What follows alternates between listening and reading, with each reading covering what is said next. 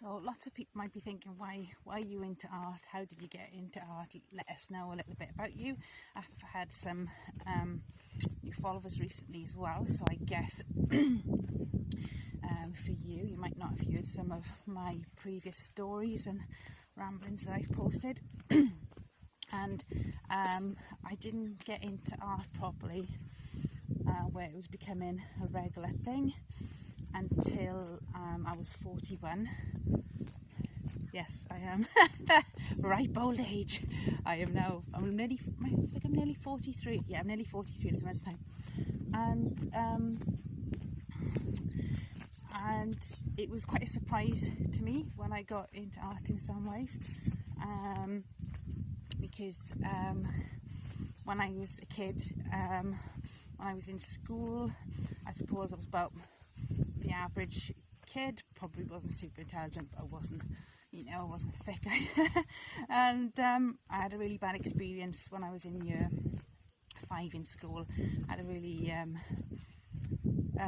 nasty teacher who bullied me quite a lot, and a few other people, and this gave way to people in the class being encouraged to do the same, and they thought it was funny to actually hide my things and go on my desk and go in my bag on a regular basis, because they knew then that this would make the teacher irate and he would call me a donkey in front of the class. And so it was like a never ending loop.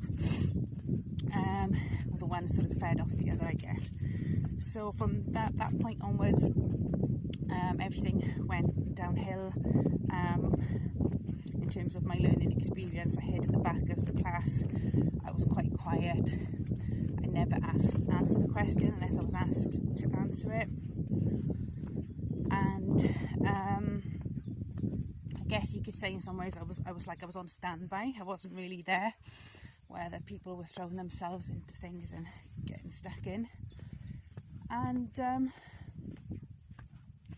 And so yeah, when I went to visit the secondary school and we got to go around everything, the one thing that really sort of captured my imagination and really surprised me in some ways was when I toured the art room, and it was amazing, really, really amazing. There's all sorts in there, and I would have, if I could have, I would have just stayed in there and spent the whole of the rest of the tour in there, because it was so amazing.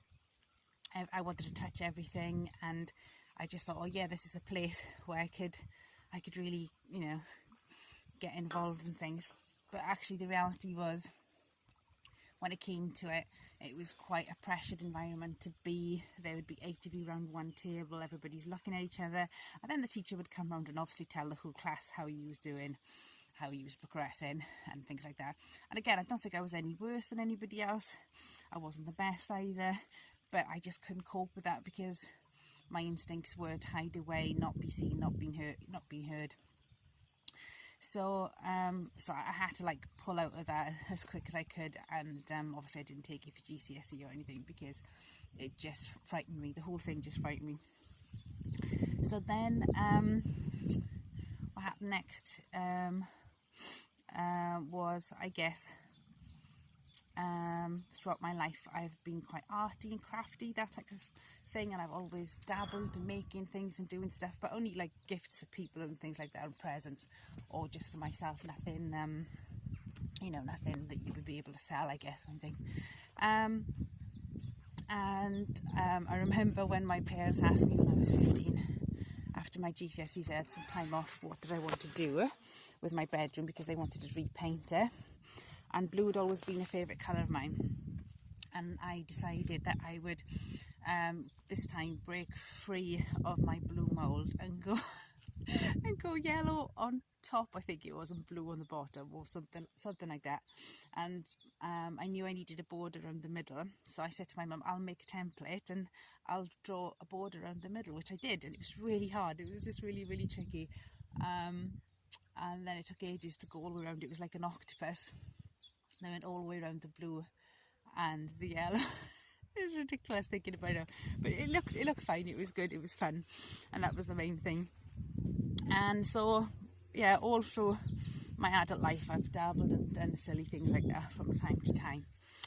And then I think where the art really kicked off was when, I was 41. I had a change of my work lifestyle. We moved from Oxford to Northampton, but I kept my job in Oxford, and I had to then go down from 5 days a week to 3 days a week. And I decided, oh gosh, if I'm going to be home Thursday and Friday, I need something to do. And this was going on the back of my mind. And lo and behold, the first week after we moved and I went back to work, I was invited to a art workshop that a friend had invited people along to for their birthday. I went along to this workshop, and I can remember travelling to it that night, and then it dawning on me what I'd agreed to.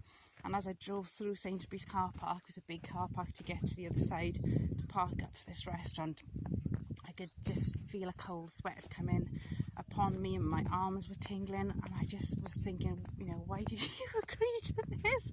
What was you thinking? But I knew it was too late, because I'd agreed to do it and people were expecting me, and it was for my friend's birthday. So I walked to the restaurant from the car, and I was just telling myself to take deep breaths and everything would be fine. So that's what I did, and actually it was a really good night. I really enjoyed it, and we just followed what the lady was doing, and it was perfectly, a good experience. Other than I nearly drank the paint water. That's a story for another time. And but on the way home the next day from work, I was just thinking, why didn't I do more things like this? Oh my goodness, I need to get some paints. What can I do? Should I get canvases? And that was like the turning point for me, thinking, this is something you could do. You need to get into it. And so that was in 2019. And since then, it's been a learning curve. And as anything, you develop and you grow, and you start off with smaller things, you move on to bigger things. Sometimes you stick to your comfort zone, and then other times you think, well, actually, there's a whole world of art out there. Why am I just sticking to this one thing? I need to be bold and be brave and move on to something else. So that's what I done during lockdown, and that's when I sort of left fluid art there, because that was what I was doing initially. And then